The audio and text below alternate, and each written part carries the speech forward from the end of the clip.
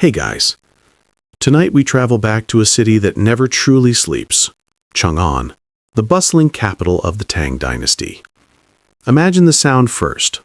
Horses clattering down stone roads, the faint clink of bronze coins, paper lanterns rustling in the soft night air. You're walking beneath a sky swollen with the glow of oil lamps, threading your way through streets so wide that entire caravans could turn around without brushing a wall. The scent of sandalwood, fried dumplings, and wet parchment tangles in the air. You're here to study, to dream, and, let's be honest, to panic. Because tomorrow, you might be sitting the imperial examination, the Tang dynasty's greatest invention and its most reliable source of national insomnia. You probably won't survive this, by the way. Not the studying, not the waiting, and certainly not the paperwork. So before you get comfortable, take a moment to like the video and subscribe, but only if you genuinely enjoy what I do here. And hey, post your location and local time in the comments. I love seeing where you're all listening from. Now, dim the lights, maybe turn on a fan for that soft background hum, and let's ease into tonight's journey together. You arrive in Chang'an during the reign of Emperor Xuanzang, a ruler who believes order can be written into existence, preferably on good quality bamboo paper. The city stretches across miles of ordered avenues, each lined with mulberry trees and patrolled by watchmen who carry bells instead of lanterns. Every evening, the bells ring across the wards, a soft reminder that curfews exist, but so do exceptions, and you, clutching your exam scrolls, are one of them. In the Tang capital, ambition hums like static. You feel it in the air, thick with brush dust and nervous sweat. To the east, incense drifts from the temples. To the west, merchants shout over bolts of silk from distant Persia. Even the pigeons seem to coo in bureaucratic tones. Historians still argue whether Chang'an truly held 1 million residents or merely felt like it. But no one disputes the sense of magnitude, the feeling that all of China, and maybe the world, had converged here to trade, to gossip, to test their luck. You pass through a market where spices from India scent the air, and glass beads from Byzantium glint like trapped stars. Someone offers you candied lotus root, someone else offers advice, usually bad. Don't quote Mencius. The graders are tired of him, one man warns. You nod politely, even though you have already memorized Mencius backward and forward, and possibly in your sleep. The roads are layered with footprints and the discarded hopes of previous examinees. The exam system, newly perfected under the Tang, is both a ladder and a trap. Theoretically, anyone, farmer, merchant's son, monk, can earn a place in the bureaucracy through sheer intellect. In practice, you need years of tutoring, expensive ink, and a patient landlord. Still, the dream persists. Pass the exam, earn a silk robe, bring honor to your ancestors. You find your boarding house tucked behind a perfumed garden wall. The innkeeper barely looks up from his abacus. He's seen too many of your kind, hopeful, nervous, ink-stained. The room smells of dried tea leaves and despair. Someone in the next room is practicing calligraphy at midnight. The rhythmic scratch of brush on paper sounds oddly like breathing. You pour yourself a cup of tea, strong, green, bitter as regret. Tea has recently become the scholar's companion of choice. Before, people drank fermented wine or boiled herbs, but tea, tea, keeps the mind alert and the hands steady. The Tang poets call it liquid clarity. You call it barely enough. Outside, Chang'an glows like a lantern in fog. Musicians pluck pipa strings in distant courtyards, their melodies winding through the night like thin silver threads. Somewhere, a messenger gallops toward the palace gates with dispatches sealed in red wax. The empire breathes, a living thing, and you're one small lungful in its vast body. You wonder how many others are awake right now, hunched over their scrolls, reciting passages from the Analects under their breath. Too many, probably. The imperial exam is the great equalizer, yes, but it's also the great insomnia distributor. The test itself is almost mythical. 8-legged essays, poetry composition, historical interpretation, and policy proposals, all judged by anonymous officials who may or may not have spilled tea on your paper. Your candle sputters. You stare at the wax pool, half hoping it will extinguish itself and give you an excuse to stop. But you know better. The Tang bureaucracy does not reward early sleepers. Somewhere in the distance, a dog barks, followed by the metallic ding of a watchman's bell. Time melts. The night thickens. You scribble a few last notes about filial piety, because that always earns points. There's a small superstition among students. On the eve of the exam, one should write the character for success on a slip of red paper and place it under one's pillow. You've done that, though your handwriting was shaky. You whisper a quiet wish to whichever deity handles bureaucratic miracles, maybe Confucius, or maybe the household spirit who tolerates your ink stains.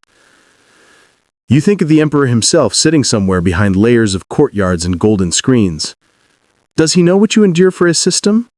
Does he care that thousands of men are currently losing sleep, health, and probably hair over his dream of perfect governance? Historians still debate whether the Tang emperors truly believed in meritocracy or simply found it a convenient fiction.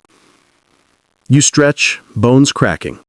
Tomorrow you'll enter a small cubicle, a literal one-person exam cell, and spend days writing essays judged by men you'll never meet. For now, you trace the faint outlines of the city walls through your window, hearing the quiet shuffle of monks heading for early prayers. Somewhere down the street, a tea house owner begins heating water, the hiss and sigh of steam rising like the first whisper of dawn. You make a mental note to stop by tomorrow. Whether to celebrate or to drown your sorrows, you can't yet say. The candle finally dies. The room plunges into darkness, except for the faint, persistent glow of the city beyond. You breathe in the scent of spent wax and damp parchment. The capital hums, awake as you drift somewhere between hope and exhaustion. For tonight at least, Chang'an keeps its secrets. Morning comes reluctantly, dragging a pale light across your cramped room. You wake with a stiff neck and a faint outline of the success charm imprinted on your cheek. Congratulations, you've literally slept on ambition. Outside, the first sound you hear is the rattle of wooden buckets as servants fetch water, followed by the shrill caw of crows perched on the inn's tiled roof. The city is already alive again, as though it too has an exam to pass.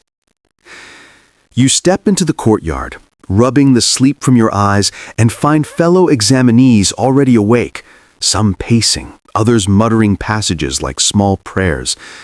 A boy no older than 15 recites the classic of filial piety with a trembling voice. An older scholar, his beard flecked with gray, watches him fondly and then sighs. You both know the odds. Breakfast is a bowl of thin rice porridge and a cup of lukewarm tea. You pretend it's a feast. The tea, at least, does its job. It shocks you awake, sending a jolt of earthy bitterness through your veins. Tea has become the lifeblood of the Tang intelligentsia. Before it was fashionable, the aristocrats preferred wine. Now even officials sip from delicate porcelain cups between decrees. Historians still argue whether tea truly spread because of monks who praised its ability to aid medication, or because desperate students needed a legal stimulant. Either way, you're thankful for it.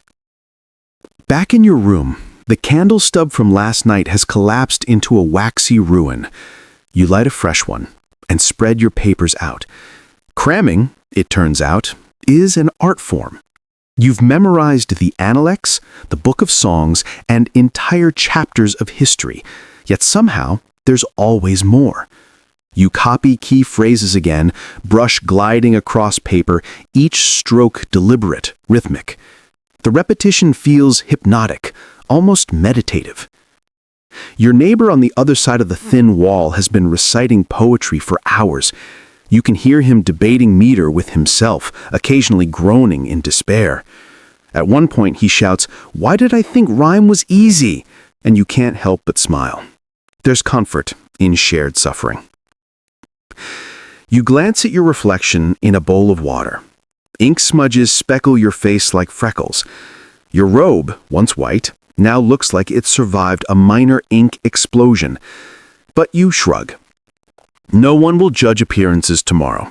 Only your handwriting and the clarity of your moral virtue will matter. At least, that's what they say.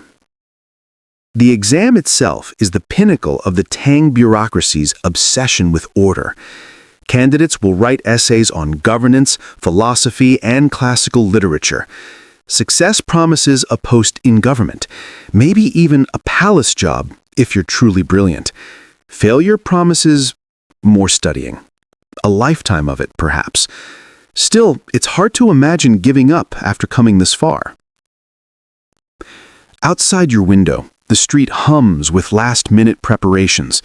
Stationers hawk paper and ink, vendors sell dried fruit for quick energy, and one man offers exam charms that definitely look homemade. You buy one, anyway. A tiny gourd tied with red string. Supposedly it traps bad luck. It rattles when you shake it, which feels promising. By midday, the inn's common room becomes a library of collective anxiety.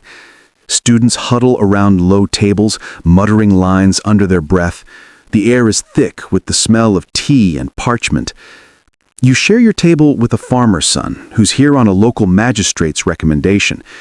His accent lilts differently from the capital's polished tones, but his eyes burn with the same mix of hope and exhaustion. He tells you he studied by candlelight in his family's granary, memorizing Confucian virtues while rats scurried around his feet.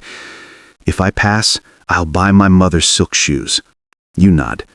You don't tell him how many silk shoes could be bought for the cost of this journey alone. By evening, you feel the edges of your mind fray. Your fingers twitch from gripping the brush too long. You take a break, stepping out into the cool dusk. The sky glows violet over the rooftops, and the lanterns flicker on, one by one, like patient stars. You wander to a small tea house tucked between a calligrapher's shop and a shrine to Wen Chang, the god of literature. Inside, the air hums with quiet desperation and caffeine. Students whisper mnemonic tricks to each other, inventing poetic rhymes to remember obscure dynastic dates. The owner, a broad-shouldered woman with a laugh like cracked bells, pours tea without asking. Jasmine tonight, for clarity. You don't ask if it works. As the tea steams, you inhale its floral sweetness. Somewhere in your chest, a knot begins to loosen. You listen to the tea house chatter, rumors that the examiners favor essays mentioning the emperor's latest reforms, or that they secretly despise overly poetic answers.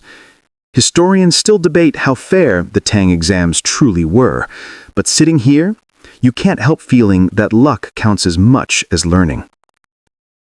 Across the room, an old man with ink-stained fingers mutters to himself, "The emperor wants scholars who write like statesmen, not poets." Another replies, "Then why does he keep poets in his court?" The first man sighs, "Because even emperors like compliments." You sip your tea, hiding a smile. When you step back into the street, the moon is high, pale and distant like a coin tossed by fate. You walk slowly toward the inn, passing through the faint haze of smoke rising from food stalls. The city sounds softer now, vendors packing up, distant laughter, the creak of cartwheels. Back in your room, you roll up your study scrolls. There's nothing more to learn tonight, only to remember. You lie down, eyes open, tracing the rhythm of your breath, the faint echo of your neighbor still reciting verses next door. You imagine tomorrow's exam hall, rows of tiny cubicles, each barely large enough to sit in, each containing one man, one brush, one fragile dream.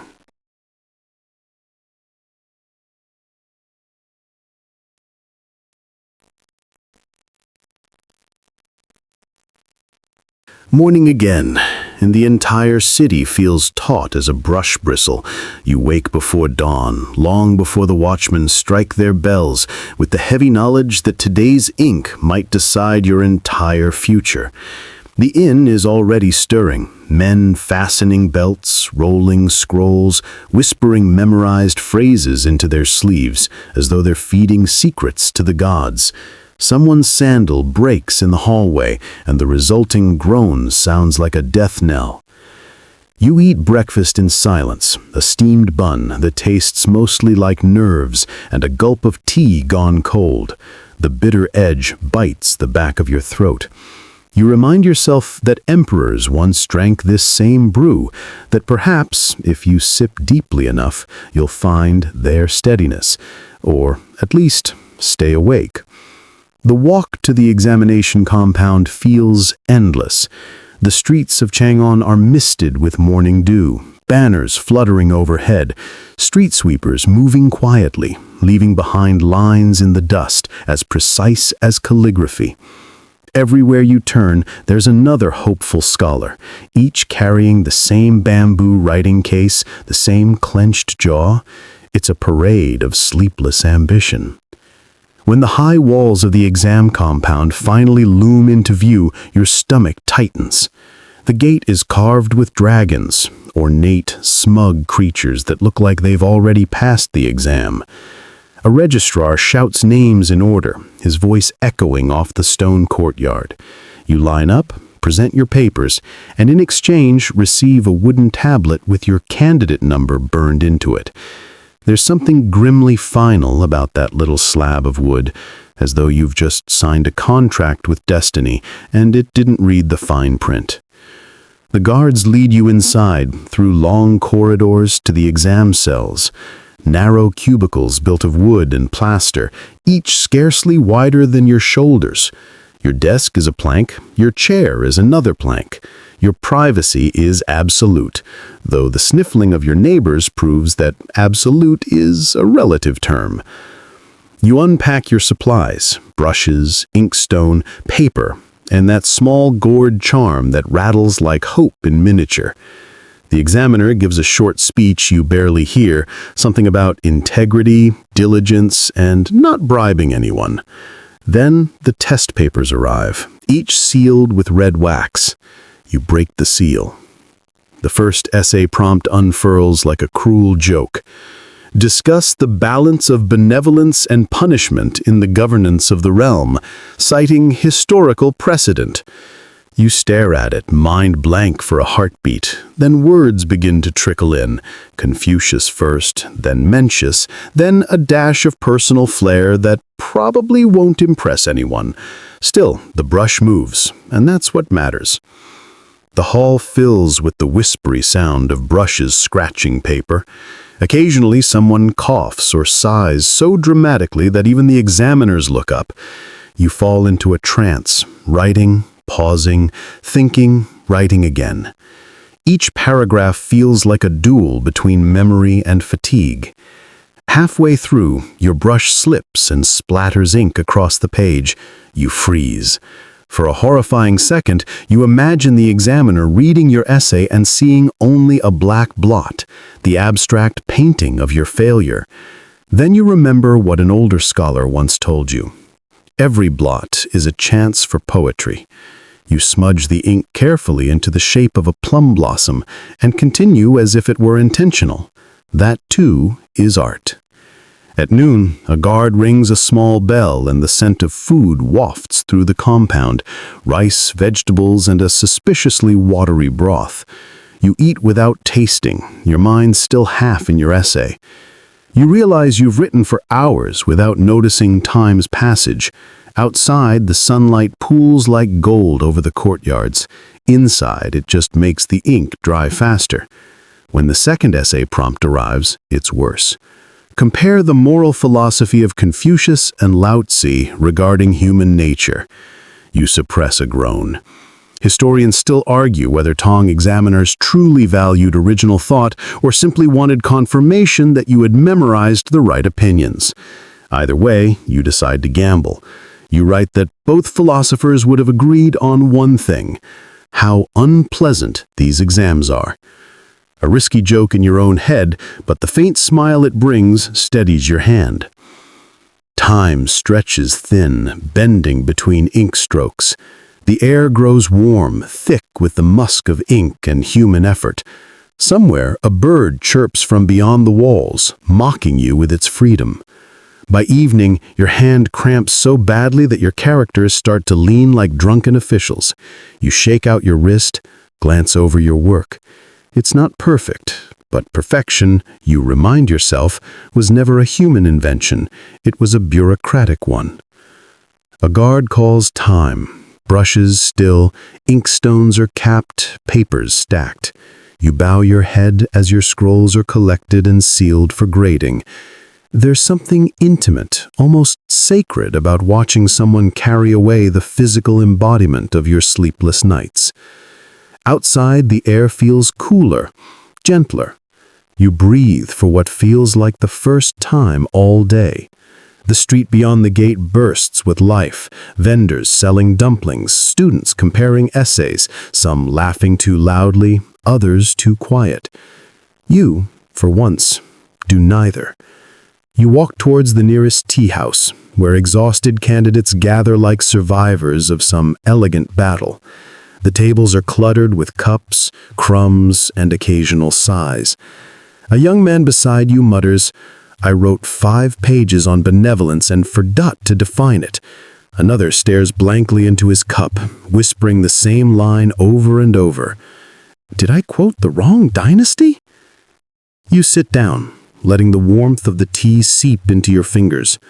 The first sip burns, but pleasantly. It feels like the world melting back into softness. You can almost hear your pulse slow. The tea house owner, recognizing the post-exam haze, slides you a small plate of candied ginger on the house. "You'll need the sugar," she says. You thank her, too tired to explain that no sugar in the empire could sweeten the uncertainty of the next few days. Still, when you step back into the twilight, the streets no longer feel suffocating. Lanterns swing overhead, and laughter drifts from open windows. For once in weeks, you have nothing to memorize, nothing to prove, only the slow satisfaction of having survived. You glance back once at the exam compound, its gates closing with a heavy thud. Inside, your essays sit stacked among thousands, waiting for unseen eyes. You whisper a small prayer, not for glory, just for a fair reading. As night deepens, you make your way home, feet dragging, mind floating. The moonlight glints on the rooftops like ink drying on parchment. And for a moment, you imagine the emperor himself reading your words, nodding faintly, sipping his tea. It's unlikely, of course, but so is everything worth dreaming. By now, tea has become your steady companion, a gentle hum against the chaos of exam season. You pour a fresh cup, the liquid warm and fragrant, curling into your senses like a soft promise.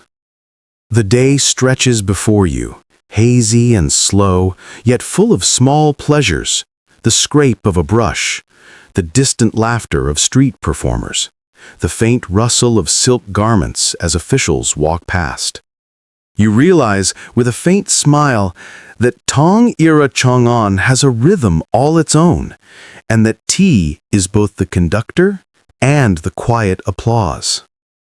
You wander toward a tea house tucked between a small paper merchant and a shrine adorned with carved dragons. Its wooden beams are polished by years of hands resting on them, and the scent of dried leaves hangs in the air, sweet and earthy. The owner greets you with a nod, and without asking, pours a steaming cup. "For the scholar," she says. And you nod, recognizing the ritual for what it is, a pause in time. As you sip, your eyes wander to the walls lined with scrolls and faded paintings. One depicts a scholar reclining in a garden, brush in hand, while another shows the emperor observing exams from behind screens, a quiet smile on his face. The juxtaposition is almost absurd. High stakes and serene leisure, ambition and contemplation mingled in ink and paper. Historians still argue whether Tang tea culture grew more from meditative ritual or sheer necessity to stay awake during exams, but you suspect both played a role. At a corner table, two former candidates debate the proper method of brewing tea. One insists that the water must boil thrice. The other argues that gentle simmering preserves clarity. You listen quietly, amused. In the city outside, merchants hawk pastries, monks shuffle through the streets, and the soft laughter of children drifts from a nearby courtyard. Life continues in its subtle chaos, indifferent to your anxieties, yet strangely comforting in its persistence. You think back to your own exam, the hours of brush scratching against paper, the ink smudges that turned into accidental art. Tea had been your lifeline then too, a constant through nerves and exhaustion. Now, with exams behind you, it offers reflection, a moment to sit, breathe, and absorb the city's pulse. A young student joins your table, his robes smudged with ink. He folds his hands and confesses, "I think I failed." You smile gently. "Perhaps, but tea will help, either way." He laughs, a sound of release, and you realize that failure, when shared over warm cups, loses some of its bite. The sunlight fades, casting long shadows across the wooden floor. You linger, tracing the steam rising from your cup, and think about the countless scholars before you who have paused similarly. Some went on to high office, others to obscurity, but all carried the same combination of hope, discipline, and quiet desperation. Night settles over Chang'an. Lanterns flicker along the streets, painting them in soft gold. Somewhere in the distance, the emperor's carriage rolls past, unnoticed by most. You drink the last of your tea, feeling the warmth settle deep into your bones. The city exhales, the tea house quiets, and you rise, placing a coin on the counter. Outside, the air smells faintly of wet earth and roasted chestnuts.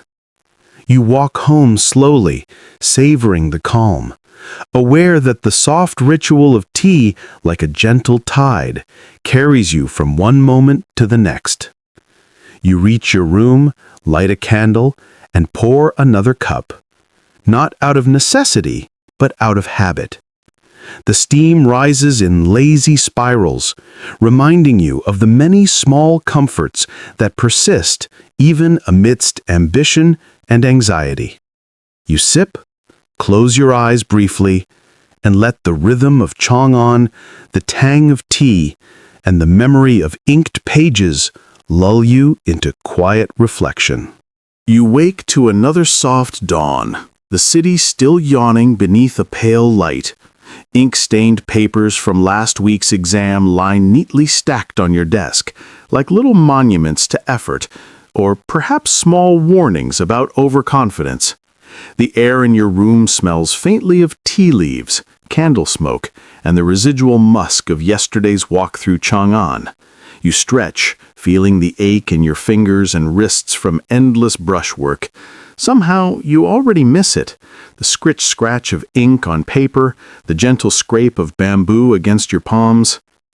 Today, you feel drawn to something quieter, something that might explain the mysterious way the Tang bureaucracy interweaves daily life with empire-sized ambition, the art of calligraphy. The city's workshop district beckons.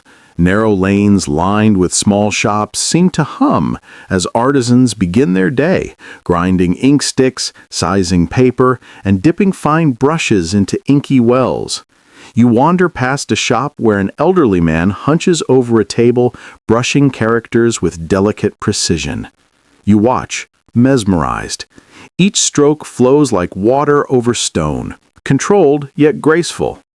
A man beside you notes, "Perfect handwriting can sometimes tip the scales of success." You nod, thinking back to your own exam essay where a stray blot of ink became a plum blossom by sheer accident. Historians still argue whether examiners prioritized aesthetic beauty over content, or if both were equally weighted. But here, watching these artisans, it feels plausible that appearance carries invisible weight. Inside the workshop, a young apprentice offers you a brush. You take it hesitantly, feel the bamboo smooth beneath your fingers, and dip it into the ink. The moment it touches the paper, a strange calm spreads through your body. There's a rhythm to it. Press, pull, lift. The character forms, wobbles slightly, then steadies. You realize that mastery, like patience, is a kind of meditation. Outside, the streets hum with life. A vendor calls out the day's bread. A child chases a stray dog across the cobblestones. A scholar debates the moral implications of filial piety with a friend. You breathe it in, feeling the subtle pulse of Chang'an beneath your feet, understanding how the city's rhythm nourishes its inhabitants, especially those who seek knowledge through repetition and ritual. After some time, you sit back, noticing the shop walls adorned with ink-stained scrolls, some centuries old. A particular one catches your eye, a letter from a scholar who failed the imperial exams repeatedly, but went on to become a celebrated poet. You smile, realizing the thin line between failure and legacy, and how even mistakes can turn into art. The sun climbs higher, warming your back as you leave the workshop. In a nearby tea house, the air smells of jasmine and freshly boiled water. Patrons sip tea in quiet contemplation. You pour yourself a cup, watching the steam curl lazily toward the ceiling. You remember last night's exam nerves, last week's ink blots, and now the comforting predictability of routine. Life has a way of balancing anxiety with small joys. As you sip, a fellow scholar across the room tells a story about a secret ink recipe said to improve handwriting subtly, though results are uncertain. You smile, thinking of your own plum blossom accident, and whisper, luck and skill in equal measure. The afternoon drifts into evening. Outside, the streetlights flicker on, casting soft pools of golden light. You rise slowly, feeling the pleasant fatigue of practice and reflection. The city stretches out before you, vibrant and calm all at once. You think of tomorrow, of tea, of ink, of the slow rhythm of life in Chang'an, and you feel that comforting, almost imperceptible pulse that will carry you through. The days after the exam drift by in a blur of half-sleep and speculation. You wake to find the air in Chang'an softer somehow, as though the city itself has loosened its collar. The nervous energy that once thrummed through every street has thinned into something almost human again. Curiosity mixed with exhaustion. You have no essays to write, no quotations to recall, only the awkward business of existing while your fate is quietly decided by strangers with brushes sharper than swords. The inn is quieter too. A few students have already left, claiming they couldn't bear to wait. They'll find out the results by rumor later. Somehow that seems easier. You, however, linger in your tiny room, alternating between bursts of hope and waves of despair. Your desk, once an altar of study, is now a battlefield of abandoned notes, crumpled drafts, and cold teacups. You decide that moping indoors is undignified, even by scholarly standards, so you gather your robe, smooth the ink stains that have become a permanent part of your wardrobe, and step out into the city.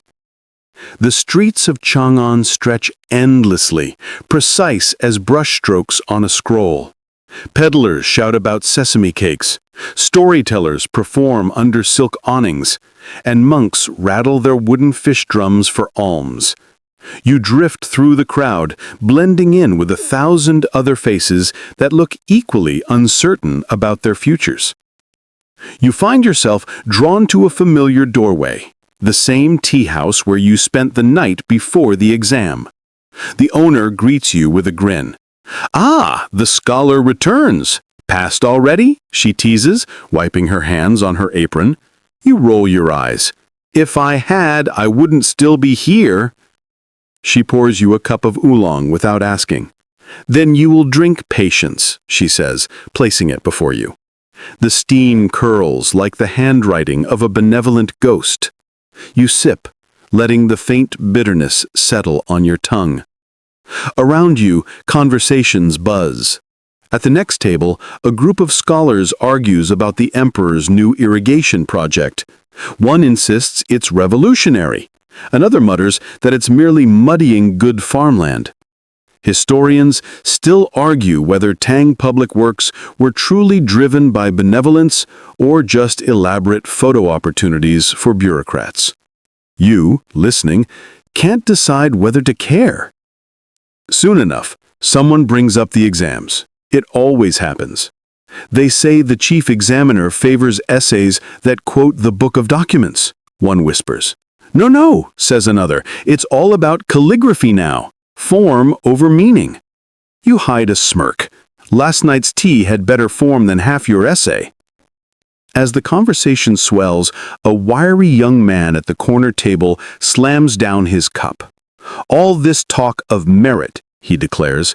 We all know the rich buy tutors, the poor buy luck, and the examiners buy tea. A ripple of laughter runs through the room. Even the owner chuckles. Buy tea, do they? Then may they drink enough to choke on fairness. You raise your cup in silent agreement. The Tang dream of meritocracy was a beautiful one, perhaps too beautiful for real life. Historians still debate whether the system truly opened doors or merely painted them to look that way. But for now, sitting among these voices, you find comfort in the shared absurdity of it all. When you leave the tea house, the afternoon has ripened into gold. Street musicians play under parasols, their strings singing above the low murmur of trade. A troupe of actors in bright masks performs a morality play about an honest magistrate who refuses a bribe. Audience laughter suggests everyone recognizes the irony. You wander farther, drawn by the smell of roasting chestnuts and something less tangible, a pull towards simplicity. Away from the main roads, you discover a narrow lane shaded by paulownia trees. At the end stands a small workshop, its sign painted with two characters, Ink Dreams. Curiosity wins. Inside, a man sits surrounded by jars of black pigment and bundles of bamboo brushes. His sleeves are rolled up, his smile faint but genuine. Looking for ink? He asks. You nod, pretending to browse, while your eyes roam the room. The air smells of soot and pine resin, oddly soothing. He grinds a fresh ink stick on a stone slab, explaining, best ink takes time, slow grinding, steady water. Rushing it ruins the tone. He gestures for you to try. You kneel, mimicking his movements. The sound, stone against stone, a whispering rhythm, feels meditative. You could do this for hours. The inkmaker chuckles. You scholars chase words, but sometimes the ink itself teaches better lessons. You smile, unsure whether that's profound or simply a good sales pitch. Either way, you buy a small stick. He wraps it in silk and says, when you use it, think slowly. Good ink rewards patience. Back on the street, you slip the ink stick into your sleeve like a charm. It feels oddly reassuring, a tangible reminder that creation, unlike exams, requires no permission. Evening falls as you return to the inn. The courtyard glows with lantern light, shadows flickering over tired faces. Someone plays a soft melody on a bamboo flute. You sit by the window of your room, lighting a candle more out of habit than need. Its flame dances lazily, echoing your drifting thoughts. You wonder about the examiners now. Somewhere in a guarded chamber, a group of men in silk robes bends over piles of scrolls. Are they reading yours at this moment? Are they nodding in approval or frowning at your makeshift plum blossom inkblot? The idea makes your stomach twist. You reach for your tea kettle. The water boils, hissing like a polite dragon. The sound is comforting. You pour a cup, watching the steam rise and blur the edges of your reflection. In that soft haze, the city outside looks distant, almost painted. Chang'an reduced to brushstrokes and memory. You remind yourself that no matter the result, you've joined a lineage of dreamers who dared to believe that ink could change a life. Some succeeded, most didn't, but all of them, in their own quiet way, kept the empire's heart beating through words. Somewhere below, laughter drifts up from the courtyard, a joke about exams, of course. You smiled despite yourself. Maybe failure, when shared, becomes a kind of victory. You finish your tea slowly, tracing a finger through the steam until it fades into the dark. The candle burns low, the ink stick gleams faintly on your desk, and the night folds itself gently around you like a silk robe. Hey guys, tonight we're heading somewhere quiet. Somewhere that smells faintly of dust, olive oil, and old ink. You're in Rome, but not the Rome of triumphal parades or gladiator cheers. This Rome wakes up slowly, like a cat stretching in the sunlight, and you're about to become someone hardly anyone remembers, a Roman librarian. Not a famous philosopher or fiery orator, just the person who keeps their words from collapsing into dust. You'll learn that parchment curls like toast if you breathe on it wrong, that ink has moods, and that quiet, in ancient Rome, is never truly silent. So before you get comfortable, take a moment to like the video and subscribe, but only if you genuinely enjoy what I do here. And while you're at it, tell me where you're listening from and what time it is there. Now dim the lights, maybe turn on a fan for that soft background hum, and let's ease into tonight's journey together. The first thing you notice is the cold. Not the polite chill of morning dew, but the kind that seeps through marble floors and into your bones. You shuffle across your little courtyard, sandals slapping against the stone, a clay lamp in hand that flickers as though it also resents being awake this early.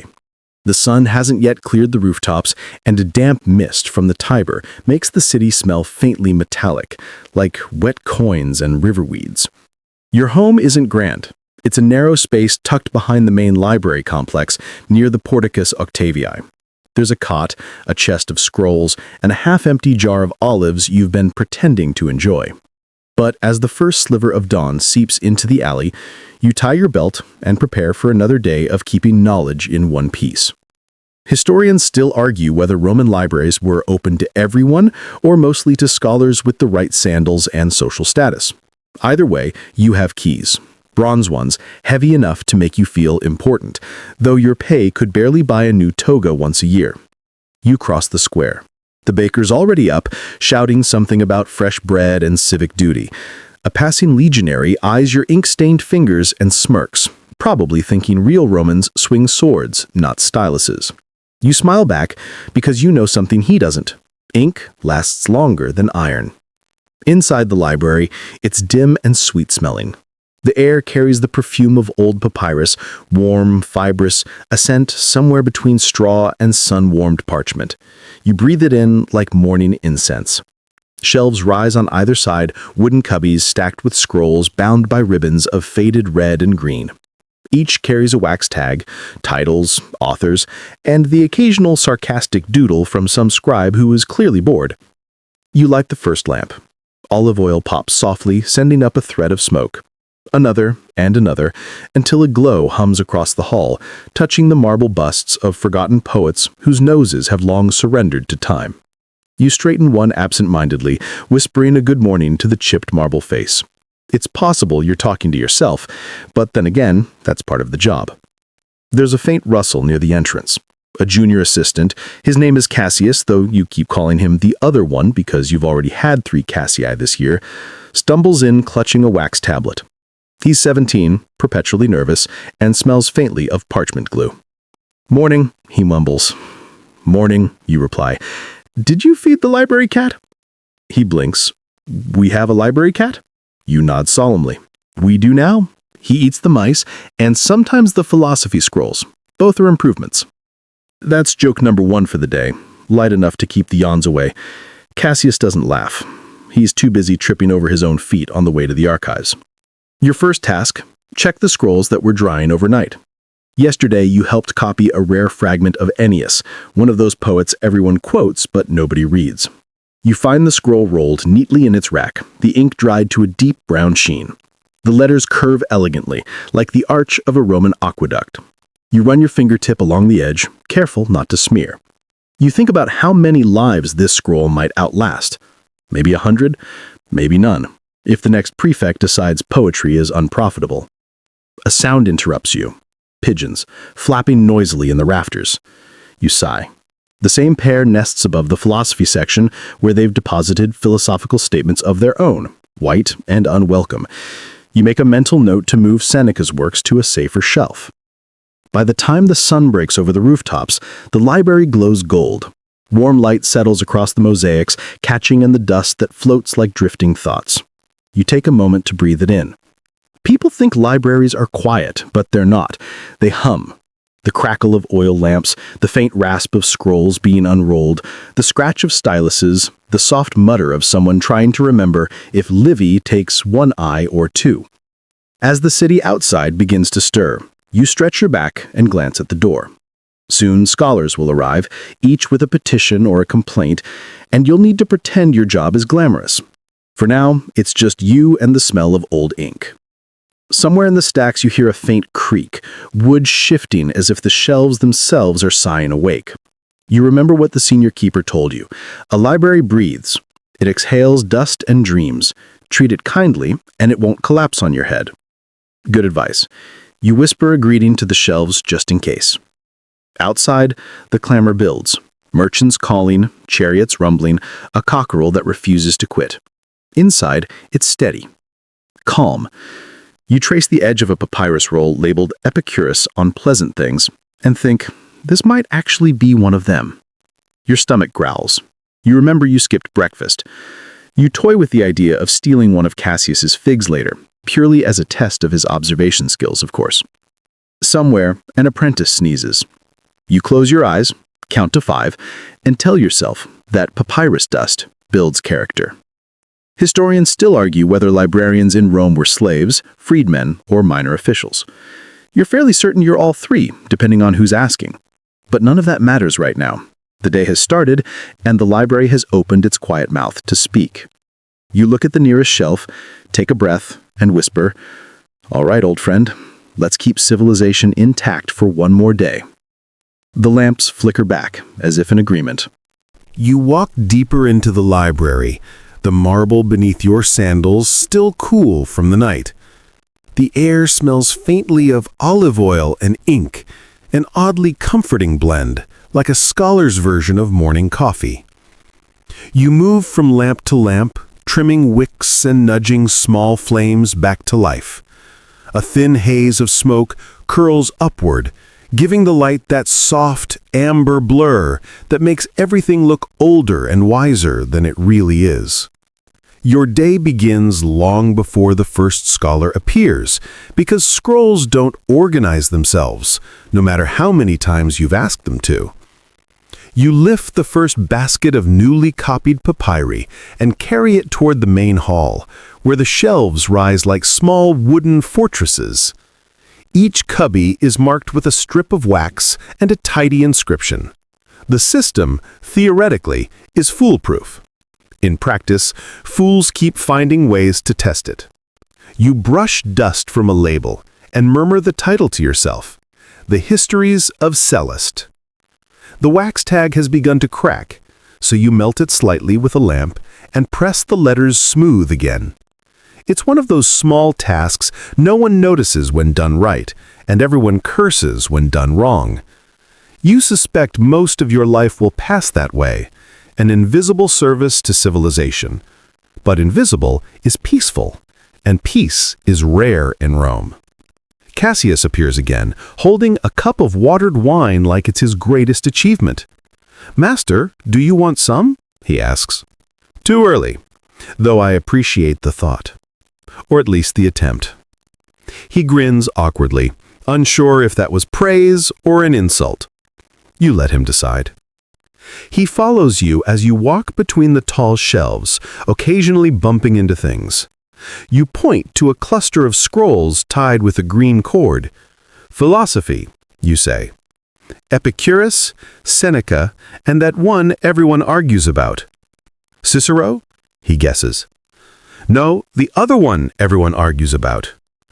He nods gravely, as though you've imparted deep wisdom. Historians still argue whether Roman libraries were truly quiet places of study or more like bustling offices with scribes, clerks, and gossip echoing between columns. Judging by your experience, it's definitely the latter. The so-called halls of wisdom sound more like a crowded bakery, except instead of bread, everyone's trading opinions and none of them are fresh. You make your way to the entrance, where sunlight now slants through tall windows, illuminating the faint motes of dust that dance in the air. One of the doors creaks open, and the first visitor of the day steps inside. A senator's secretary, wearing a tunic too fine for such an errand. He bows briefly, already annoyed. "I require the orations of Demosthenes," he says. "Greek or Latin copy?" I ask. He frowns. "Whichever is faster." "Neither is fast," I tell him cheerfully. "But patience is an admirable quality." He does not appear to admire it. You motion for Cassius to assist him, while you retreat to the safety of the archives. In the dimmer light there, the air feels thicker, like time itself is reluctant to move. You take a moment to listen. Somewhere, you hear the scratch of styluses, scribes already copying texts for wealthy patrons who believe a private library makes them look learned. One scribe sneezes, then curses in Latin, so old it almost sounds polite. You smile. You run your hand along a row of scrolls labeled Poetae Minores, the lesser poets. You always liked that phrase. It's comforting to know history remembers the greats, but still makes a shelf for the mediocre. Maybe one day someone will make a shelf for lesser librarians. You'd be fine with that. Cassius returns, looking frazzled. He wants to borrow the Greek version, he says. Of course he does, I sigh. Tell him to sign the clay tablet. I did. And? He asked if he could keep the stylus. I pinch my bridge of the nose. Remind him the stylus is property of the Senate, or at least pretend it is. You glance up at the small window above the shelves. Sunlight now spills fully into the hall, painting the dust gold. You think of the hundreds of hands that have touched these scrolls, the scholars, the slaves, the couriers who carried them through mud and war. You think about how thin papyrus really is. Civilization, you realize, balances on something not much thicker than onion skin. You sit at your desk, a low marble table littered with bits of wax, dull styluses, and one half-eaten fig from yesterday. The morning work begins, checking inventory. You unroll a scroll, eyes scanning your own careful handwriting. Each title must match its tag.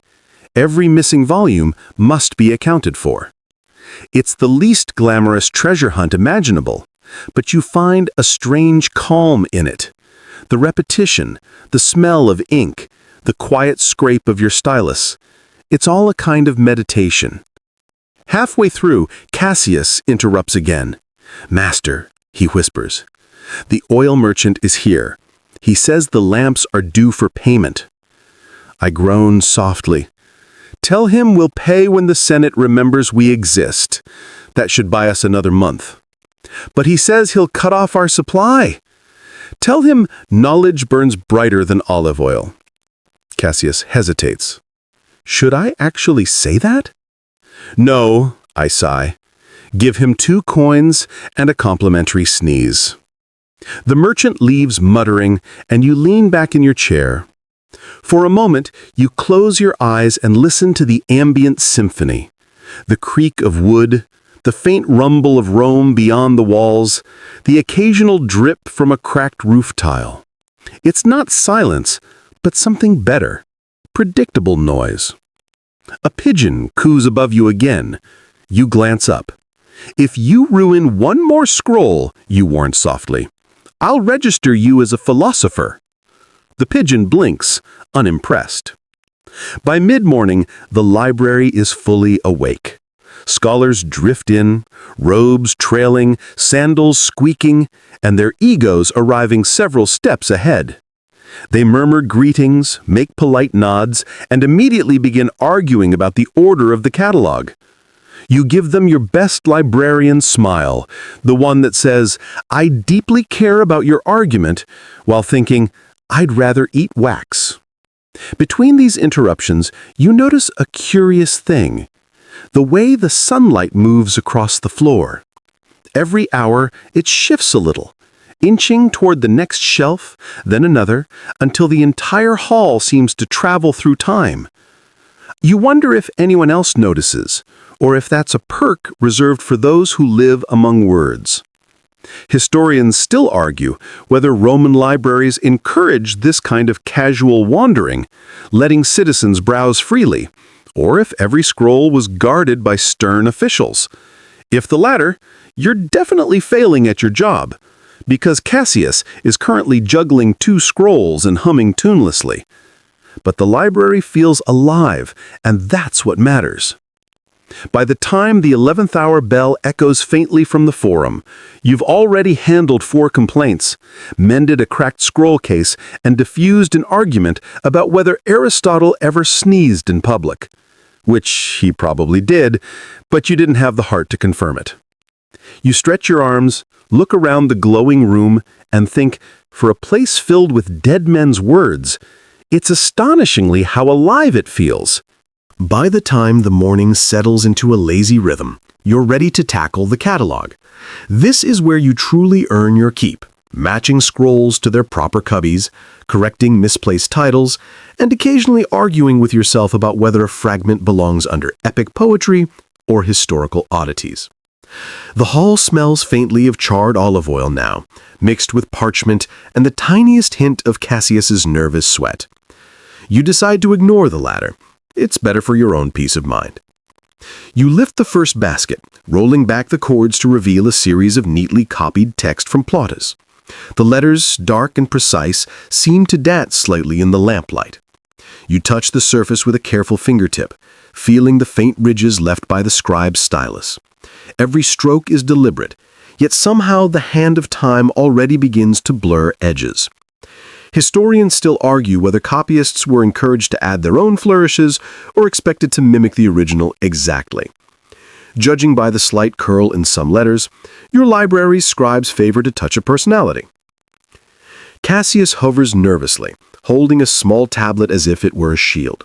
Master, where should I place these? You glance at the nearest shelf. Greek rhetoric, you mutter, and remind yourself not to sneeze this time. He bows awkwardly, bumping the table, causing one of the scrolls to sway ominously. You catch it just in time, whispering to yourself, one day this will be someone's treasure. One day. Moving down the row, you encounter a curious little fragment that shouldn't be there, a poem attributed to a minor lyric poet whose existence is debated. Some scholars argue it was a forgery. Others insist it's authentic. You pick it up, turn it in your hands, and wonder how many centuries it has survived in silence. You run a finger over the faint brown letters, imagining the poet hunched over a wax tablet somewhere in the Roman countryside, grumbling about wine stains and bees. Lunch is still hours away, but your stomach growls at the familiar dull pain of delayed meals. You consider sneaking a fig from your hidden stash, then remind yourself that Cassius is always watching. Still, there's a thrill in imagining a forbidden snack as you gently slide scrolls into their proper cubbies. The cataloging continues. You move from Epicurean treatises to obscure histories of North African provinces. One scroll recounts the careful measurement of grain sent from Carthage, another details the daily routines of soldiers stationed in distant forts. You can almost feel the dusty sun on their backs, smell the leather of their sandals, and the sweat mingling with the scent of olives. History is tangible in this way. You touch it, inhale it, and, if you're very lucky, understand it. A visitor arrives, a middle-aged man carrying a small chest of scrolls. He's a scholar from the outskirts of Rome, seeking obscure knowledge on astronomy. He thanks you politely, which feels almost like a compliment, and asks if he may consult a text by Hipparchus. You nod, gesturing toward the aisle, and suddenly the library fills with the quiet scratching of pens and murmured Latin. Cassius whispers, "Do you think he'll notice the page numbering is off?" "Let him," you murmur.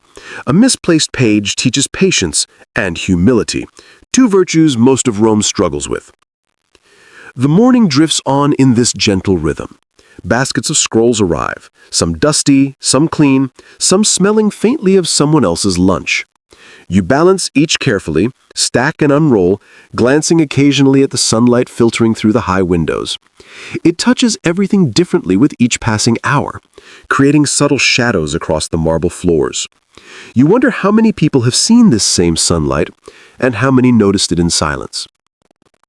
You pause briefly to examine a peculiar artifact, a small ceramic figurine left behind by a previous librarian. No one knows why it's there. Some suggest it's a protective talisman, others that it was an art project gone wrong.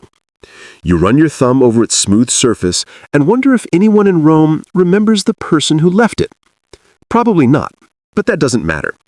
Objects can keep secrets longer than people. Historians still argue whether librarians were mere clerks or subtle curators shaping Roman thought. You like to think of yourself as the latter.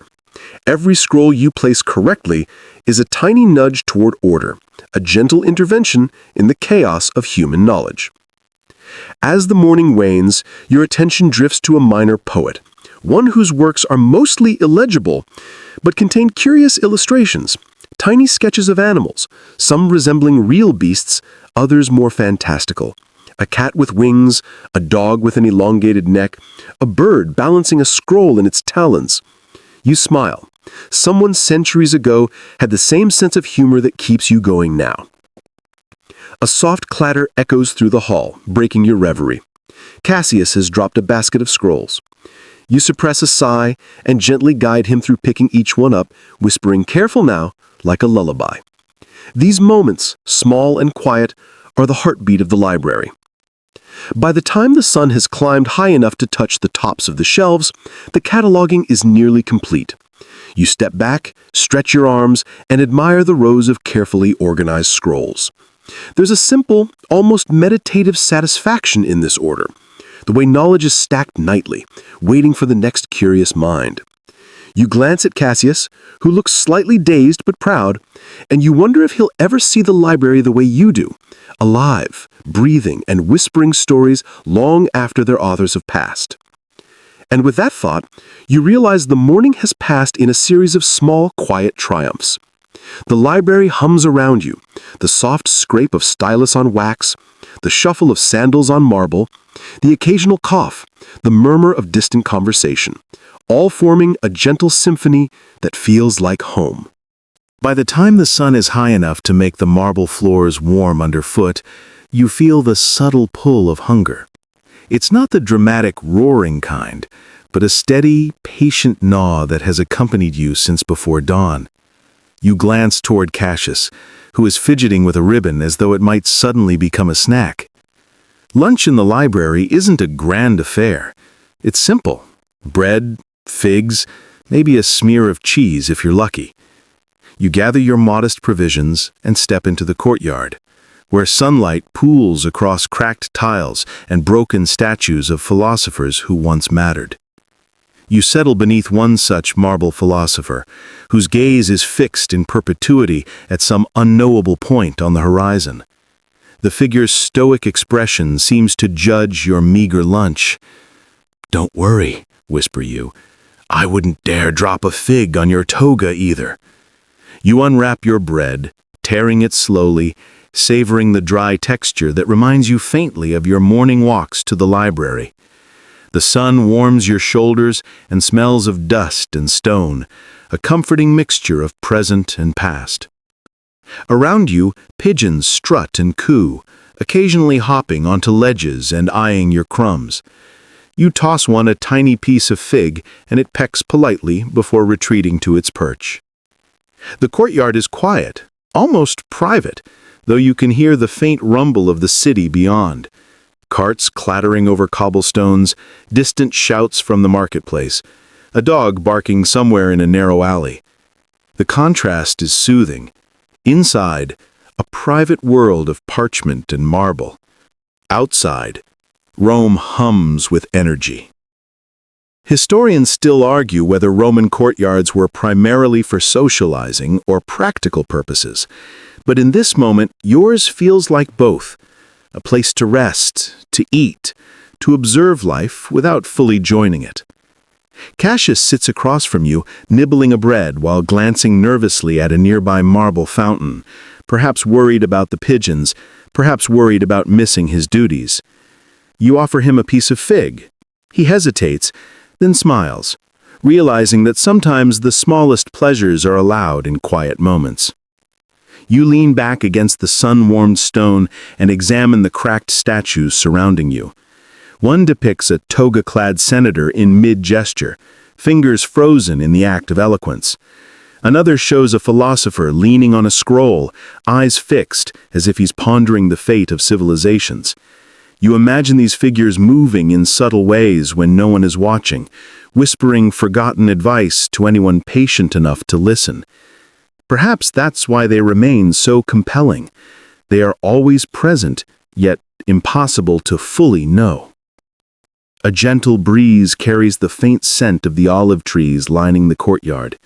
You close your eyes briefly, letting the warmth, the dust, and the subtle hum of life wash over you. A small lizard darts across the stone, disappearing into a crevice, and you smile. The courtyard is alive with small movements. Pigeons, insects, sunbeams shifting slowly across tiles, even the lizard's sudden dash. All of it seems to exist in a slower, more deliberate rhythm than the city outside. Lunch conversation is minimal. Cassius mutters a few observations about the scribes, and you reply with gentle, sarcastic remarks that he pretends to understand. You both know that most of the conversation is a placeholder for thought, a way to pass the minutes while you savor quiet reflection. You nibble bread and figs slowly, appreciating texture and flavor in a way you rarely can during the morning rush. You notice that some of the courtyard tiles are uneven, worn smooth by centuries of sandals and bare feet. Running a hand over one, you marvel at how many people have passed this way and how little they noticed. Perhaps that's your favorite thing about working in a library. Time leaves its marks, yet most of the world continues unaware. Each detail matters to you, even if no one else notices. The curve of a marble bust's nose, the fading ink on a scroll, the subtle tilt of a statue's hand. Historians still argue whether Roman meals were primarily practical or deeply ritualistic. For you, this quiet moment is a ritual in its own right. The sun, the dust, the bread, the figs, and the faint, approving hum of marble philosophers. It's a pause in the day, a gentle interlude that allows you to prepare for the inevitable return to scrolls and ink. As your eyes wander across the courtyard, you spot a pigeon attempting to balance on the fountain's edge, tail feathers twitching with effort. You chuckle softly. "Careful, or you'll fall in," you murmur, though it seems to take your warning as a polite suggestion rather than a command. Life here is subtle and slow, and small lessons are best learned gently. Finishing your bread, you rise and brush crumbs from your toga. Cassius follows suit, adjusting his hair and straightening his tunic. Together, you step back toward the library doors, ready to resume the rhythm of cataloging, scribes, and soft murmurs. The courtyard hums faintly in your ears, a private symphony of sun, stone, and pigeons, and you carry that calm into the hall. By the time you pass the threshold, the library feels both expansive and intimate, a place that breathes quietly around you, waiting to reveal its secrets one scroll at a time. The gentle sunlight has shifted, painting long rectangles of warmth across the marble floors. It's time to return to work, and somehow, the courtyard has prepared you perfectly for the measured pace that lies ahead. By late morning, the library is humming with activity. You move slowly between the aisles, inhaling the subtle mix of scents: papyrus, dust, faint olive oil, and a whiff of whatever lunch someone has sneaked in. Scholars drift past you, robes trailing, sandals squeaking against the marble. Some nod politely, others are too absorbed in their private arguments over Aristotle to notice your existence. You've learned long ago that a librarian's greatest skill is invisibility, paired with the occasional well-timed cough to assert authority. A young rhetorician approaches you, carrying a scroll so long it curls like a snake trying to escape his hands. He clears his throat. "I need to compare Cicero's speeches, master. Could you fetch the second volume from the Greek section?" You nod, gesturing toward the high shelves. As you move to retrieve it, you notice the scroll in his hands is already smudged with faint ink stains, most likely from an overzealous scribe. You suppress a small smile. The scholar will eventually curse the smudge, but by then you'll have moved on to other minor crises. The library seems to breathe around you. Dust motes drift lazily in the sunlight streaming through the windows. Every creak of wood, every whisper of paper feels like a heartbeat. Historians still argue whether the architecture of Roman libraries encouraged quiet contemplation or was designed to subtly intimidate visitors with its grandeur. For you, the answer is simple. The space is too crowded for intimidation, but perfect for quiet observation. You notice details no one else does. The way a column has a tiny crack shaped like a crescent moon, or the faint trace of soot where a lamp once flared too high. Cassius scurries past, carrying a basket of newly copied scrolls, nearly tripping over the marble threshold. "Careful," you whisper, catching him by the elbow. He blushes and hurries on, muttering about the sun in his eyes. You shake your head and return to the task at hand, organizing requests, checking borrowed scrolls, and making sure no one confuses Plautus with Pliny. Somewhere near the center of the hall, a visiting scholar argues with an assistant over a marginal note. "The asterisk is clearly intended to reference the lost third book," one insists. "No," the other replies. "It's probably a later edition, maybe even a prank." You smile faintly. Pranks in a library are as old as libraries themselves. Centuries from now, someone will stumble upon these marginalia and debate their meaning just as passionately. You pause at a shelf of minor poets, the section you secretly adore. Their lines are awkward, sometimes nonsensical, but charming in their stubborn persistence. One fragment depicts a rooster giving advice to a farmer, while another imagines a river arguing with a hill. You run a finger over the ink, marveling at the playfulness that survives across centuries. You wonder if the original authors would be pleased or embarrassed to see their work preserved in this quiet, patient hall. A sudden noise draws your attention. A scroll has slipped from its cubby and unrolled partially across the floor. You kneel to retrieve it, feeling the smooth, fragile surface and marveling that it had survived so long. Historians still argue whether such accidents were common in Roman libraries or whether librarians took extraordinary measures to prevent them. In your experience, accidents are inevitable, but that doesn't make them any less dramatic when they happen. Lunch is still hours away, but you find a brief pleasure in watching Cassius struggle with the inventory. He's sweating slightly, muttering about Latin declensions and scribal errors. You remember your own early days and smile.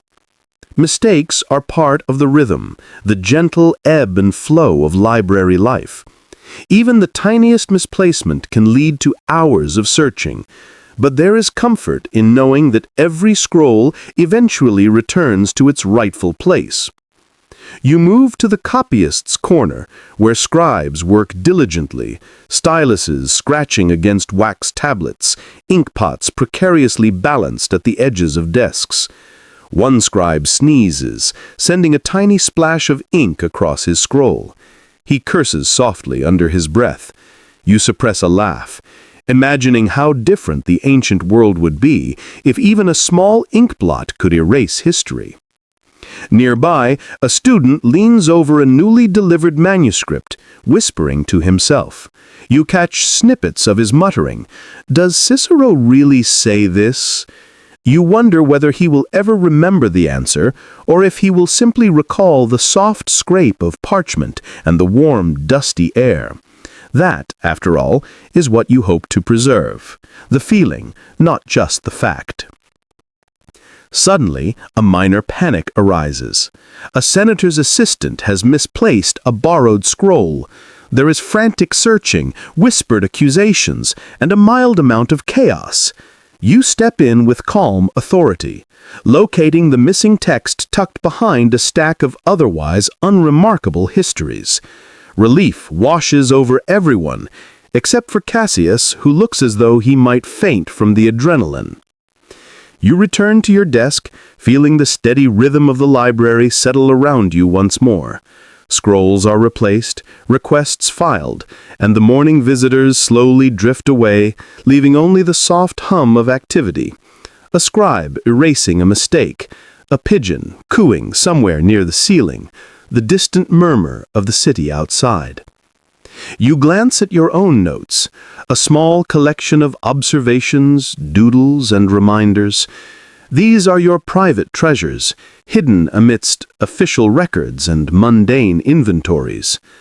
Sometimes you think that future historians will study these little marks and wonder about the quiet lives that sustained the greater world.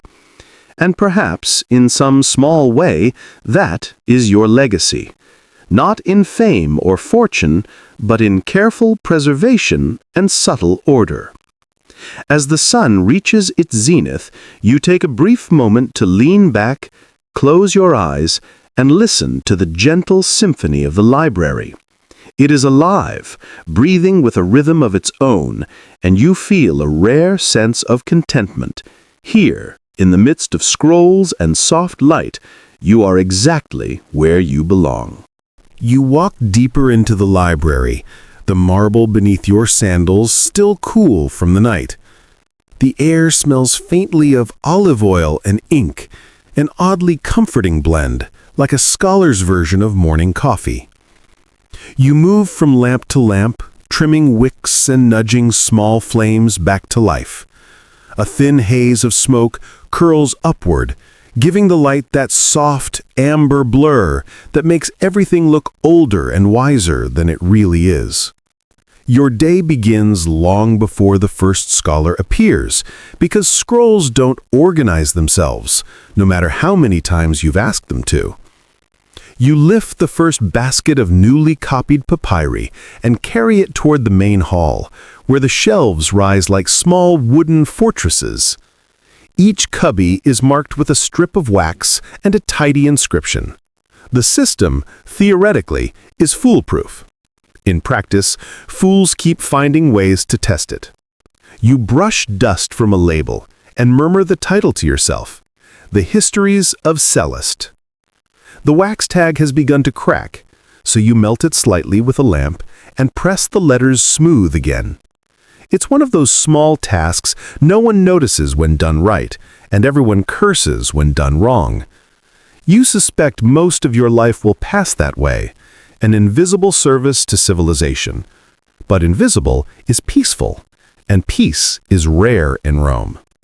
Cassius appears again, holding a cup of watered wine like it's his greatest achievement. "Master, do you want some?" he asks. "Too early, though I appreciate the thought.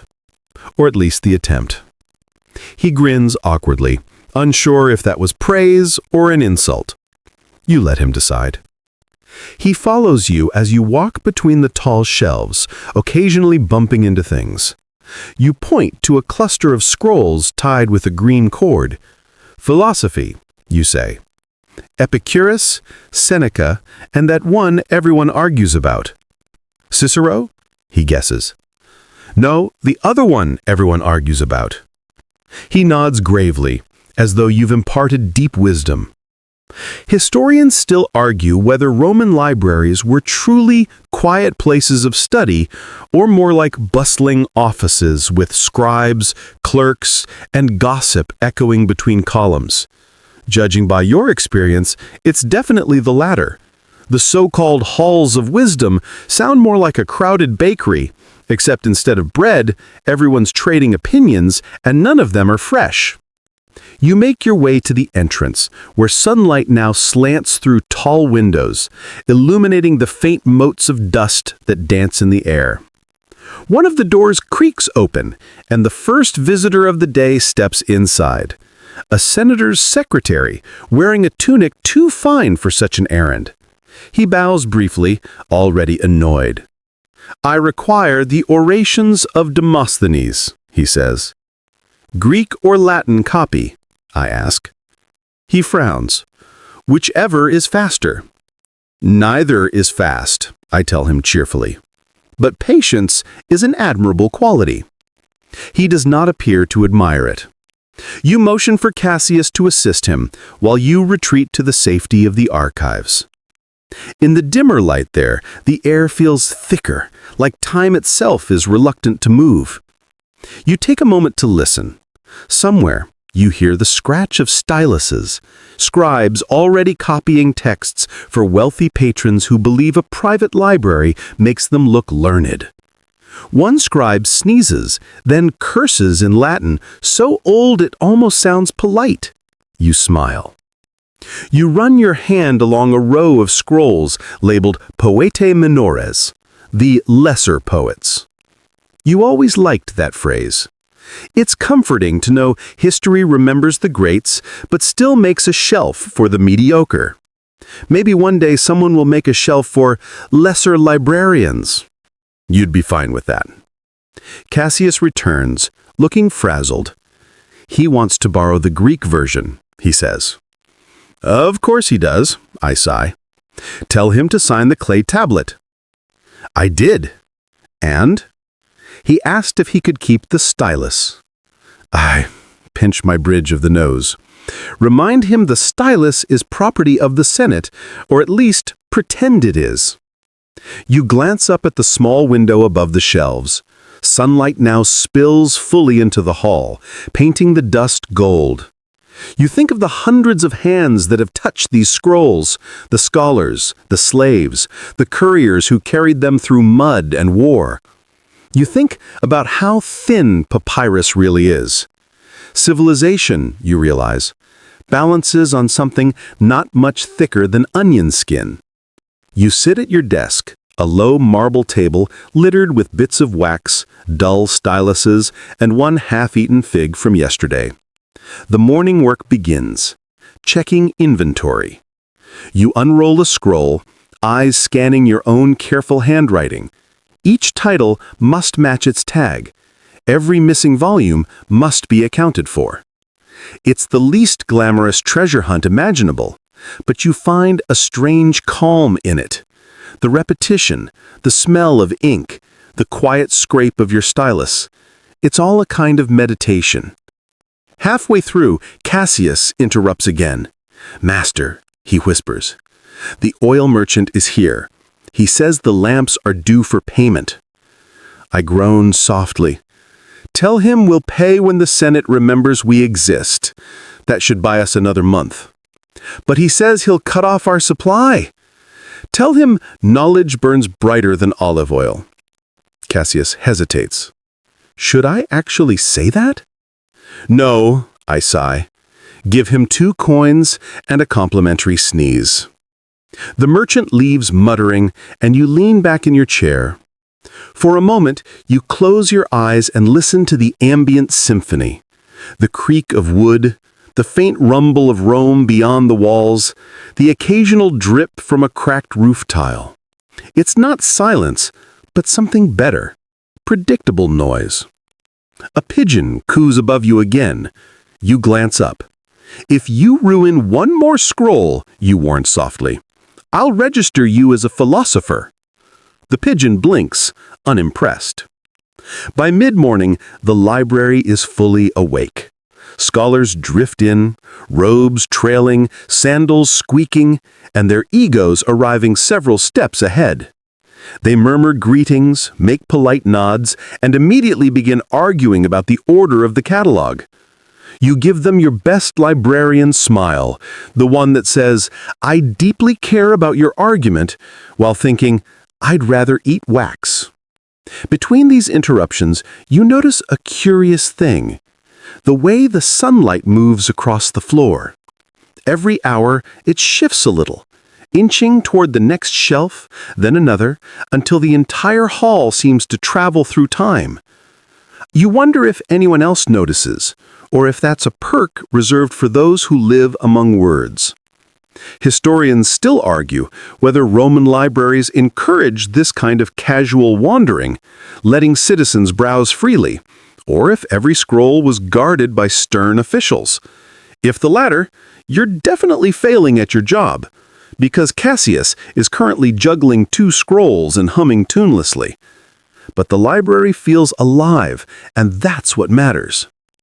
By the time the 11th hour bell echoes faintly from the forum, you've already handled 4 complaints, mended a cracked scroll case, and diffused an argument about whether Aristotle ever sneezed in public. Which he probably did, but you didn't have the heart to confirm it. You stretch your arms, look around the glowing room, and think, for a place filled with dead men's words, it's astonishingly how alive it feels. Hey guys, tonight we drift into a world stitched from silk and sand. A place where 2 ancient empires, separated by thousands of miles, somehow brushed sleeves. Picture this, the Han Dynasty's capital, Chang'an, shimmering under a pale moon, courtyards perfumed with incense, the sound of silk rustling like whispers. Somewhere far beyond the mountains, in the heat-shimmered valleys of Egypt, linen dries under the desert sun, light as breath. And somehow, through caravans, curiosity, and a bit of ancient fashion envy, those 2 fabrics meet. You probably wouldn't survive the first 10 minutes of this world, honestly. The air is thick with dust and etiquette. If the heat doesn't get you, the rules of bowing will. So, before you get comfortable, take a moment to like the video and subscribe, but only if you genuinely enjoy what I do here. And while you're at it, drop your location and local time in the comments, because somewhere, someone's probably listening to this under the same moon. Now dim the lights, maybe turn on a fan for that soft background hum, and let's ease into tonight's journey together. You find yourself standing beside the western gate of Chang'an, around 100 BCE.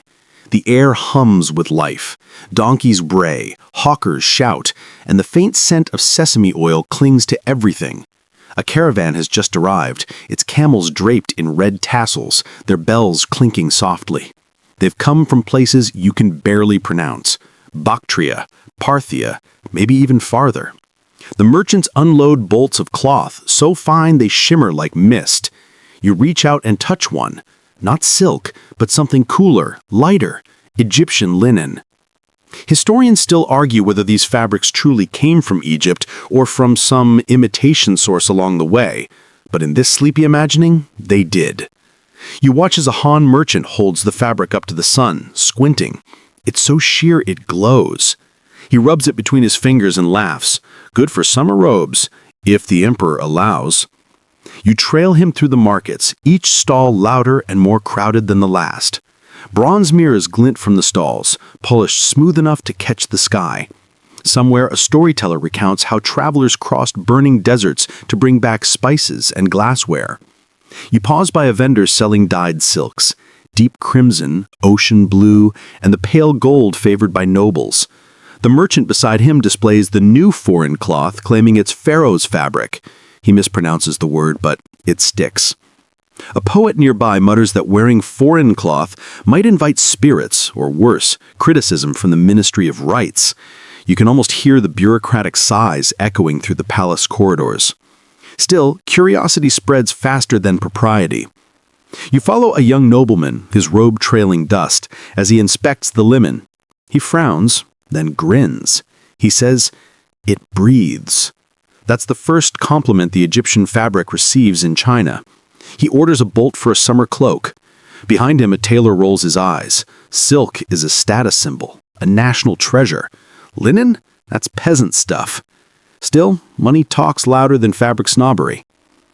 Later that night, you sit on a low wall outside a tea shop, the moon climbing high. Musicians play softly, plucking at the guqin's silk strings. You overhear gossip from travelers, rumors of a land beyond Parthia where rivers flood like clockwork, and people wrap their kings like gifts when they die. You sip your tea, which tastes faintly of dust and jasmine, and imagine Egyptian workers along the Nile, weaving linen in cool stone workshops, unaware their handiwork will one day catch the eye of a Han courtier half a world away. Historians still argue whether Egyptian linen truly reached Han markets through direct trade or through a long chain of middlemen. Some say the climate and distance made it impossible. Others point to records of exotic goods, tortoiseshell from India, frankincense from Arabia, and glass beads likely from the Mediterranean. So really, what's a few rolls of linen between empires? As the night deepens, you wander back toward the gates. The guards lean on their spears, half asleep. In your mind, you trace the journey backwards, across the Pamirs, through Persia, past the Red Sea ports, and into the heart of Egypt. Somewhere along that endless trail, hands exchanged fabric for gold, stories for spices. The air cools. You glance once more at the bolt of linen folded in your arms.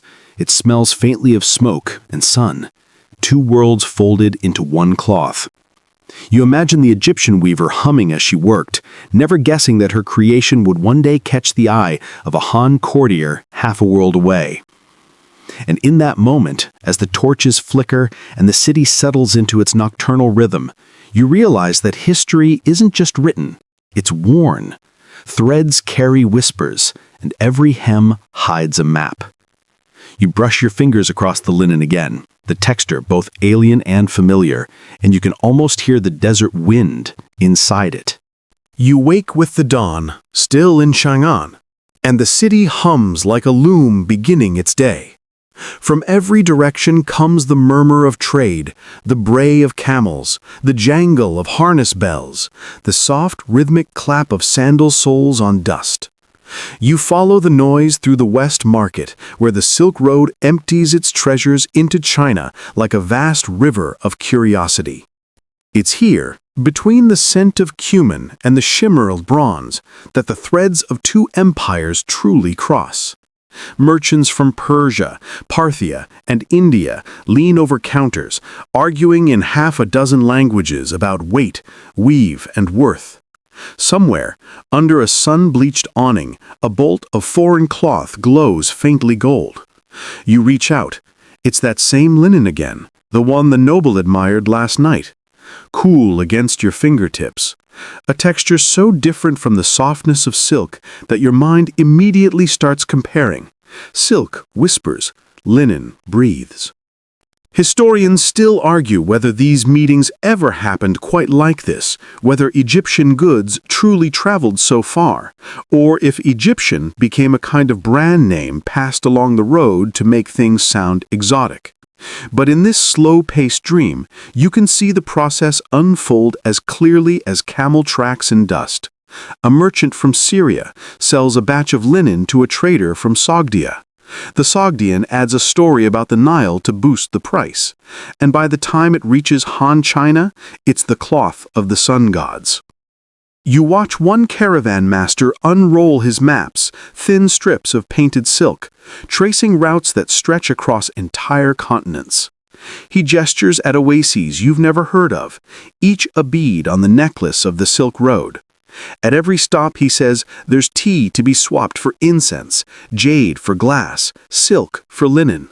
You nod, pretending you understand, but really you're just entranced by the idea that every thread of clothing might carry the memory of another person, another land. The market crowd swells. A man selling frankincense shouts that his goods smell like heaven itself. Next to him, a woman hawks turquoise beads from the western deserts. You catch a whiff of roasted sesame, and your stomach growls. It's been a long morning of imaginary time travel. Someone jests that you could trade a single Han silk robe for enough linen to wrap a minor pharaoh. You chuckle quietly. Not bad, considering silk takes weeks to spin and weave. The road, though, isn't kind to these merchants. You imagine the journey in reverse. Linen packed tightly into camel saddlebags, crossing mountains where snow crunches like broken porcelain, then through deserts where the stars burn so fiercely that travelers swear they can hear them. Traders sing to keep their spirits up, half prayer, half lullaby. One fringe tale says the first bolts of linen came not from trade, but from shipwreck. Supposedly, a vessel from an Egyptian port drifted east after a storm, its cargo washing ashore somewhere near India. There, local weavers studied the cloth, copying its weave before passing the idea further along the trade routes. Historians roll their eyes at this, of course, but it's the kind of myth that fits perfectly in the half-light of history, where fact and fancy weave together seamlessly. Back in Chang'an, the linen's fame spreads faster than the dust from passing carts. Artisans want to know how it's made, alchemists want to know what plant yields such a fiber, and poets, always the poets, want to touch it so they can write about clothes that carry the coolness of moonlight. You smile. Marketing hasn't changed much in 2,000 years. A middle-aged silk merchant scowls as he watches the crowd gather around the new fabric. "Foreign threads," he mutters. "Snare foolish hearts." Still, he strokes the linen's edge and quietly orders a sample for himself. You catch him later comparing the weave to his own silks, mumbling about how it might blend well for export robes. As the sun climbs, the air thickens with heat and bargaining. Somewhere near the gate, a scribe sits under a parasol documenting trade taxes. You glance over his shoulder, rows of neat characters listing cloths of the West of unknown make. That phrase will later puzzle historians. Was that unknown code for Egyptian, Persian, or simply an admission that even the empire's bureaucrats couldn't keep up with the world's imagination? By noon, the merchants pack up. The linen rolls are carried off towards tailors and aristocrats who fancy a new look. You walk beside one of them, following a cart laden with goods down the road lined with parasol trees. The air smells of resin and horse sweat. You find yourself thinking about how strange it is that something as simple as fabric can carry so many worlds within its threads. Back at the caravanserai, the traders settle down for their midday rest. You sit beside them, sipping tepid tea, listening to stories drift through the air like dust motes. One man insists he once saw the pyramids, mountains built by ghosts, he calls them. Another claims the Nile floods because the gods weep every summer. The others laugh, but secretly they all want to believe. You do too. As the day fades and shadows stretch long, the road outside Chang'an glows faintly golden in the dying light. Somewhere down that winding route lies the source of all these rumors. A land of palm trees, linen looms, and kings wrapped in eternity. You don't know yet how much of it is true, but the sound of trade, of voices mingling, feels like the heartbeat of connection itself. The caravan leader you met earlier looks at the horizon and sighs. Silk for linen, jade for glass, word for word. Every trade is a kind of story, he says. You nod, realizing he's right. And as the last rays of sunlight catch on the bolts of linen stacked beside the wall, they shimmer like a promise. You step through a lacquered doorway into a noble's chamber, the inner world of Han fashion, where formality and elegance dictate every movement. The first thing you notice is the quiet. Even the servants glide like ghosts. Sunlight filters through bamboo blinds, striping the room in gold. On a low stand lies a robe folded with mathematical precision, every crease deliberate, every corner aligned to invisible laws of hierarchy. Here, clothing isn't just clothing, it's identity, status, philosophy. The Han wardrobe is a soft armor of etiquette, woven to display exactly how important or how humble you are. Robes for the court, robes for rituals, robes for lounging while pretending not to care about politics. Silk, naturally, is everywhere. It gleams faintly even in the shade, as if moonlight had been captured and tamed. You watch a young attendant lift a sleeve. It ripples like water, then falls perfectly still.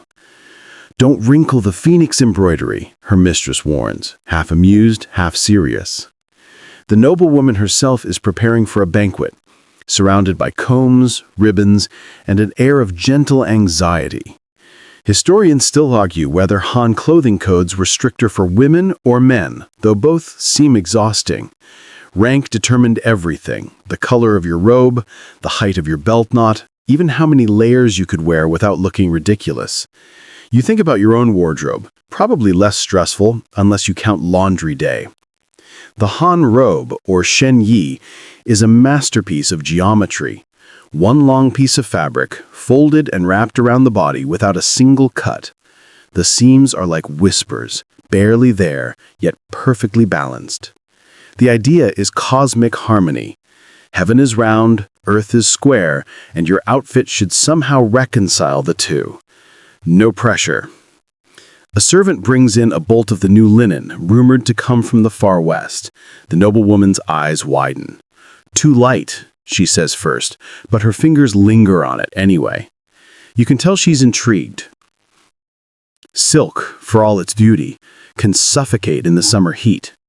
Linen, foreign, breezy, suspiciously practical, feels like rebellion in thread form. You watch as her tailor unfurls it, testing the weave against the light. "For underlayers, perhaps," he murmurs. "No one would see." But of course, someone always would. Fashion secrets never stay secret long, especially in palaces. The room fills with the soft murmur of fabric talk, warp and weft, dye and durability. Someone mentions that foreign weavers use wooden combs instead of bone, and their looms stand upright rather than flat. You imagine the linen stretching across such a loom, light catching it like river water. A scholar sitting nearby raises an eyebrow. "Imported cloth," he says in that tone only bureaucrats have mastered, "may bring imported ideas." You smirk quietly. There's always that one guy in every era who fears trends more than plagues. To lighten the mood, a jester, a minor entertainer allowed at noble gatherings, shuffles in wearing mismatched robes of silk and linen. "See?" he grins, "I bring balance to yin and yang." The noblewoman covers her smile with a fan. Even ancient aristocrats appreciate a decent dad joke. You follow the tailor as he begins to cut. Every snip of his bronze scissors feels ceremonial. He lines up the fabric on a wooden table, using cords to measure perfect symmetry. His assistant hums softly, perhaps the same tune his grandmother hummed while weaving. The air smells faintly of incense and mulberry bark. Outside, the cicadas drone, a natural metronome marking the slow rhythm of the Han day. The heat presses against the shutters. You can almost feel why this linen would tempt anyone. Silk glues itself to the skin in weather like this. Linen sighs and lets go. The noblewoman nods. "We'll test it for comfort," she decides. "In the garden this evening." Later, you find yourself in that garden. Lotus blossoms drifting in the pond, frogs croaking in lazy harmony. She appears, wearing the experiment, a hybrid robe of silk and linen, gold embroidery along the cuffs, a daring touch of foreign simplicity beneath. The effect is striking but subtle, like rebellion wrapped in etiquette. Her maid whispers that the cloth was traded through countries of heat and sand, and that it's blessed against sweat. You bite back a laugh. The first ancient marketing claim for moisture-wicking fabric, apparently. Still, as you watch her walk beneath the moonlight, the robe moving like water, you sense something important. This isn't just about comfort or novelty, it's about connection. In that moment, one empire breathes through another's cloth. You can feel the Nile and the Yangtze merging quietly in her sleeves. The scholar from earlier watches too, pretending not to be impressed. "Foreign trends come and go," he says, fanning himself. "Silk is eternal." You glance at his sweat-drenched collar and decide he's mostly saying that to save face. And somewhere beyond the walls, the caravans are already moving again. More linen, more stories, more proof that fashion always travels faster than politics. You leave the garden, the sound of silk and linen brushing together behind you, soft as a sigh. The night deepens, warm and slow. You can't help thinking that every robe here, every careful fold, isn't just fabric, but philosophy, stitched with the threads of a world both proudly local and quietly global. Morning again, this time quieter. Chang'an is still rubbing its eyes. You're standing outside the study of a minor historian who moonlights as a gossip collector. He's leaning over a scroll, trying to explain to his skeptical assistant how Egyptian fashion ever became a topic of debate in the Han capital. "It starts with rumor," he sighs, "and rumor always travels faster than trade." The rumor begins with tales of the Nile, that distant river said to rise and fall like breath itself.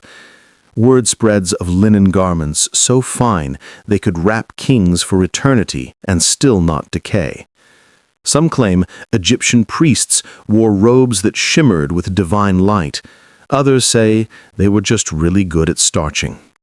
Either way, the Han elite are intrigued. You stroll through the marketplace again, where storytellers now sell fragments of Egypt the way vendors sell figs and dates. "In the land of sand and pyramids," one croons, "people wear the breath of gods." You chuckle. Clearly, someone's been over-marketing their textiles again. Historians still argue whether anyone in Han China actually knew where Egypt was. Most maps of the time blurred anything west of India into a vague concept of Dai Qin, the great empire beyond mountains and mirages. Yet somehow, through half-remembered whispers and embroidered retellings, the allure of linen found its way east. A poet you meet at a tea house swears that linen has moonlight woven in. He gestures dramatically with his fan, nearly tipping over your cup. You decide not to correct him. In truth, Han poets adore anything that lets them compare fabric to nature. Silk becomes water, linen becomes air. You half expect someone to write an ode comparing socks to philosophical enlightenment next. Still, there's something magnetic about the myth. You imagine a nobleman reclining in his summer garden, half listening to lute music, wondering what it would feel like to wear the same fabric as an ancient Egyptian priest. Maybe it's not about the cloth at all, but about touching a legend, about wrapping yourself in a story that once belonged to gods. You wander through the palace corridor later that week, and you can sense the quiet ripple of fascination spreading among the court. Someone's cousin claims to have seen desert robes embroidered with lapis-colored thread. Someone else swears they've been gifted sandals woven from papyrus reeds. You can't help picturing a Han minister trying to walk in Egyptian sandals, tripping over his own dignity before the emperor. By afternoon, a diplomatic envoy arrives from the western regions, his robes a mix of styles. He bows deeply, presenting gifts, small alabaster vials of perfume, amulets shaped like scarabs, and yes, fine linen. The court gasps softly. The emperor lifts an eyebrow, intrigued but cautious. Silk, after all, is the pride of China. Allowing foreign cloth into the palace borders on heresy, but curiosity, like the desert wind, is hard to contain. You watch the eunuchs carry the linen away for inspection. It said that one of the empress's attendants secretly kept a small piece for herself, folding it into her pillow. "To dream of the lands where it came from," she whispered. You smile at that. Even the most powerful people can be sentimental about faraway mysteries. Later, as twilight seeps through the windows, you find yourself standing before a map drawn on silk. Thin black lines stretch across the world like threads, some broken, some looping, all uncertain. The scholar beside you traces a finger toward the westernmost edges. "Here," he says, "beyond Parthia and the great deserts, they say there's a river that overflows each year. Perhaps that's where this cloth is born." You imagine caravans trudging beside that river, their footprints mirrored centuries later by the traders you met in Chang'an. The connection feels fragile, yet profound. The Han see the world as a cosmic web, everything linked, from heaven's stars to a robe's hem. So maybe it makes sense that a thread could travel halfway around the earth and find meaning in a stranger's wardrobe. Outside, the night air smells of lotus and charcoal. You hear someone singing, a merchant, drunk on profit and nostalgia. The tune sounds oddly Mediterranean, though you can't place it. His lyrics drift through the dark, the cloth that cools the sun, the robe that humbles kings. You grin. It's catchy in a sleepy way. And just as you're about to leave, a palace servant passes by, carrying a scroll filled with sketches. Strange figures in triangular skirts and tall crowns. "Imported drawings," she explains, "part of a trade shipment. They say it's from a land where cats are sacred." You nod thoughtfully. Maybe that's where the linen came from. Historians still debate how much Egypt and China knew of each other in those distant centuries. Some claim faint records exist. Chinese mentions of Lijiang, perhaps Rome or Alexandria by another name. Others say the link is romantic invention, the sort of historical mirage travelers love to tell around fires. But tonight, standing in that perfumed corridor, you let the myth live. After all, every rumor starts as a longing for connection. The stars rise over Chang'an, silver and soft. You picture the same stars hanging over the Nile, reflected in its dark water. Two civilizations staring up at the same sky, unaware that their threads are already tangled in the loom of history. You breathe deeply, feeling the slow rhythm of both worlds merge, the whisper of silk, the sigh of linen, and realize you're already wrapped in their story. You're back in the weaving district of Luoyang, the air vibrating with the sound of looms. The rhythmic clack-clack is hypnotic, almost musical. Threads stretch across bamboo frames like golden harp strings, and the smell of fresh-dyed silk mixes with the sharp tang of boiled mulberry leaves. Here, the Han textile workshops are less like factories and more like cathedrals of patience. Today, though, there's a quiet rebellion underway. The weavers have received a sample of that foreign cloth, Egyptian linen supposedly, and they can't stop poking at it. You lean over a wooden frame as a woman in a faded headscarf runs her fingers along the fabric's edge. "Strange," she murmurs. "It breathes differently." She holds it to her cheek, closes her eyes, and smiles. Feels like night air. Historians still argue whether Han artisans truly got their hands on authentic Egyptian linen, but the fascination was real. Textile workshops recorded attempts to replicate the weave, some even experimenting with a mix of silk and rami, the closest local substitute.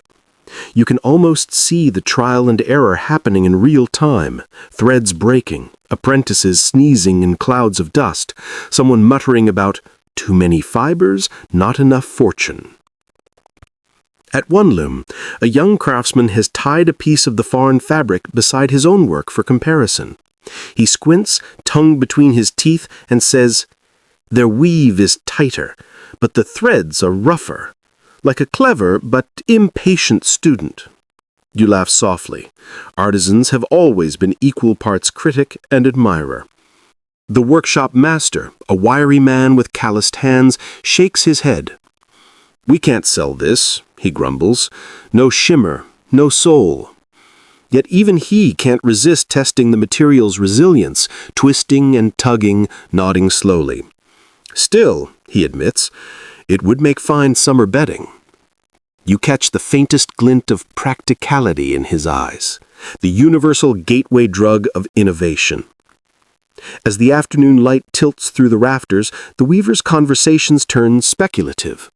What sort of people make this fabric? Are their looms built of gold? Do their rivers truly flood by command of the gods? One woman jokes that maybe their thread comes from the hair of mummies, then snickers at her own daring. A few apprentices laugh too hard, like they're not sure if it's okay. You can't help but smile. Workplace humor hasn't evolved much in 2 millennia. In the corner, a scholar sent by the Bureau of Textiles scribbles notes on a bamboo slip.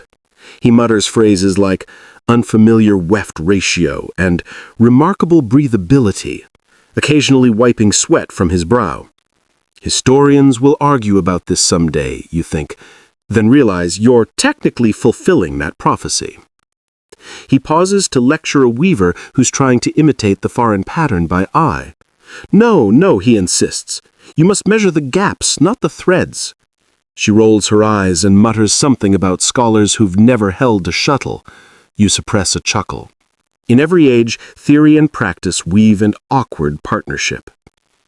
Outside, the river hums under the bridge, carrying dye runoff in faint rainbows.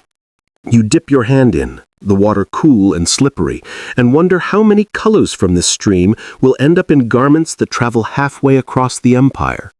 Maybe even to the capital again, woven not of Egyptian linen, but of Chinese curiosity. Back inside, the master unveils his newest experiment, a bolt of cloth blending silk for shine and ramie for breathability. He calls it the summer silk, a compromise between pride and practicality. You can tell he's not sure whether he's inventing or imitating, but either way, the result is beautiful. A young apprentice tilts her head. "Do we tell the nobles it's foreign or local?" she asks. The master grins, missing a tooth. "Tell them it's expensive," he says. You laugh out loud this time, earning a few curious glances. You wander through the rows of looms as the sky darkens, each rhythm merging into a collective heartbeat. The scene feels both ancient and strangely modern. Innovation born from imitation, inspiration dressed as competition. Somewhere, perhaps, Egyptian weavers are doing the same thing, wondering what distant hands will one day touch their cloth. A final observation drifts from the scholar's lips. The soul of a fabric lies not in its origin, but in its comfort. You watch him jot it down, smug like he's just coined philosophy. Still, he's right. Every thread here, foreign or not, is spun with the same desire, to make life a little softer, a little more bearable under the weight of summer heat and human expectation. As the weavers finish for the night, the looms slow to silence. You can still hear the faint clicking in your head, like a lullaby made of wood and patience. The workshop empties, leaving behind the scent of dye and ambition. A single bolt of cloth lies folded on the table, the experimental blend, pale and perfect in the lamplight. You reach out, brushing your fingers over it, and it feels right. Not Egyptian, not Chinese, just human. And as you step outside, the stars have begun to shimmer over Luoyang.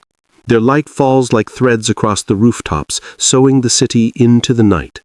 You imagine those stars stretching westward, all the way to the Nile, connecting two worlds through invisible strands of curiosity and craft.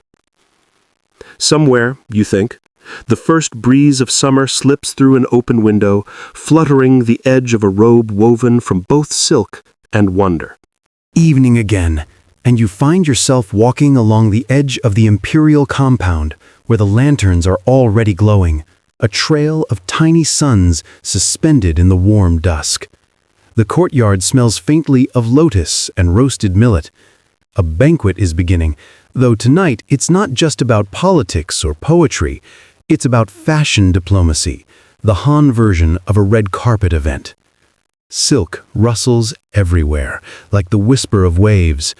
The nobles have gathered to greet envoys from distant lands, Parthians, Sogdians, maybe even one or two who claim to have glimpsed the edge of the Egyptian world.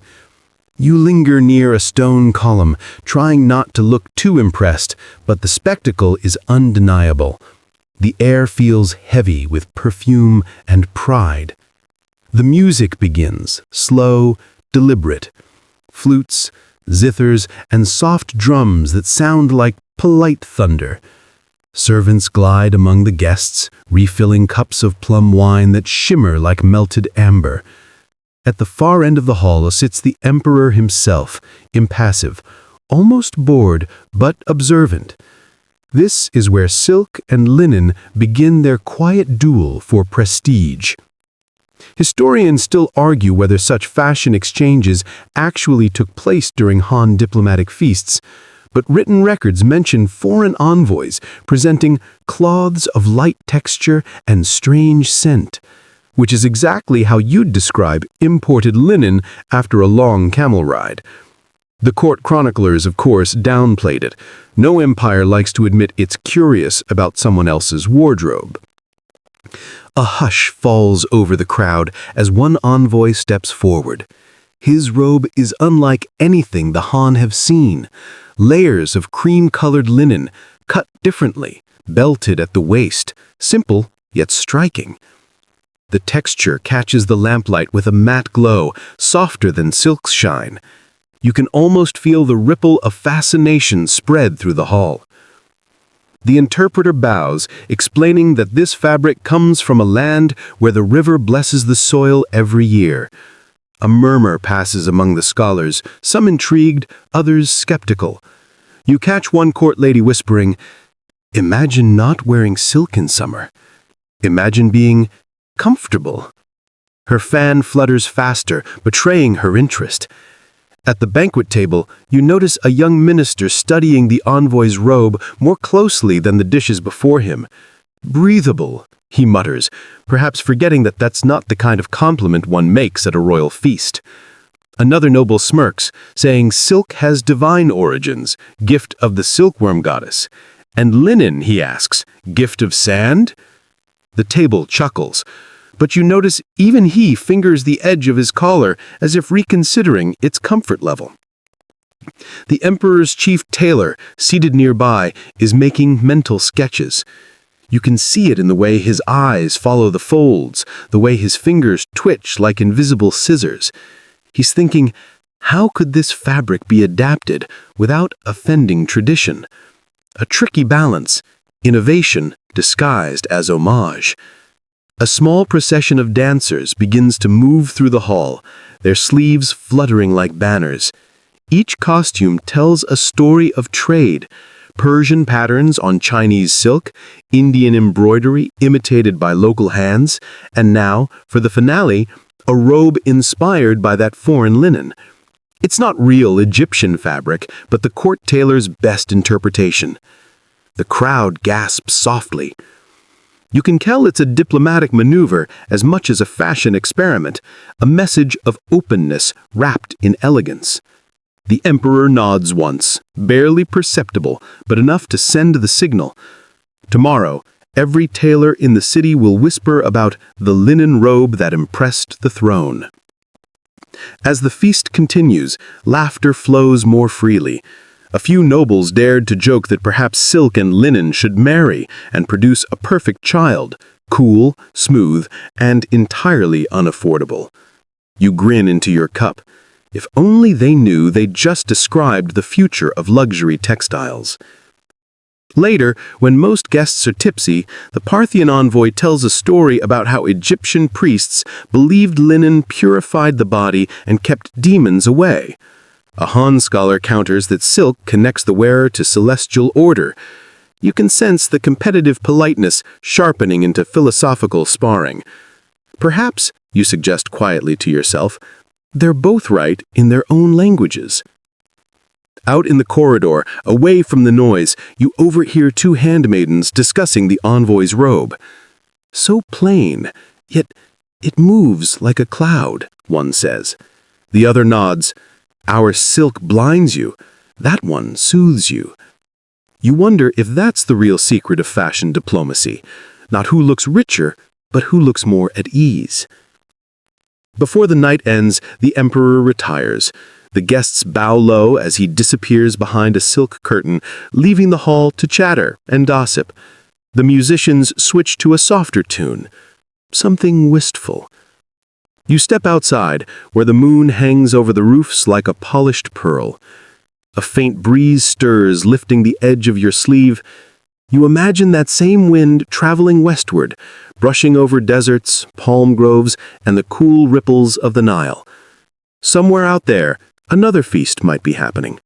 A banquet under the Egyptian stars, where someone runs their fingers over imported silk from the mysterious East. You smile at the symmetry of it all.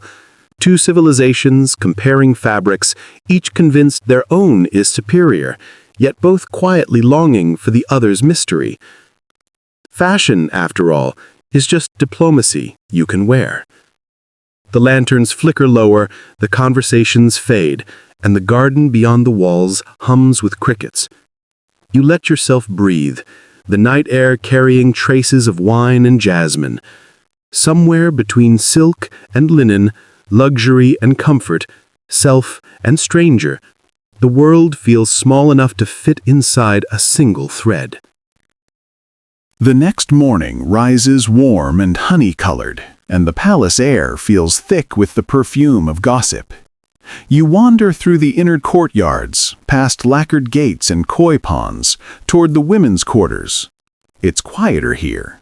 No clanging armor, no officials arguing about tariffs, just the soft hush of silk brushing over polished tiles. Today's intrigue doesn't involve military maneuvers or treaties. It's about veils. Gauzy, delicate veils, inspired by the ones the Egyptian envoy's companions wore last night. Court ladies, ever attuned to subtle shifts in taste, have taken notice. You can already hear the whispers drifting down the corridors like incense smoke. The Empress herself is trying one. Inside her private dressing chamber, the Empress sits before a bronze mirror polished to near perfection. A handmaiden gently lifts a thin veil, woven from the finest silk but imitating linen's airy lightness. It drapes over her hair, softening her face until she looks less like a ruler and more like a painting come alive. You, standing just at the edge of the threshold, feel the hush that falls over the room.